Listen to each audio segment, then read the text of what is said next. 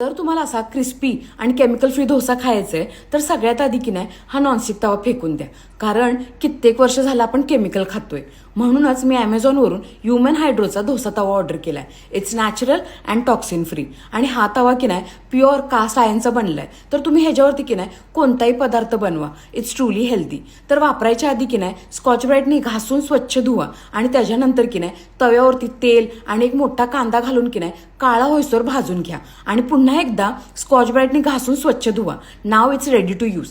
तारेचा कात्याचा अजिबात वापर करायचा नाही. आता ढोशाबरोबर खाण्यासाठी की नाही आपण खोबऱ्याची चटणी बनवूया.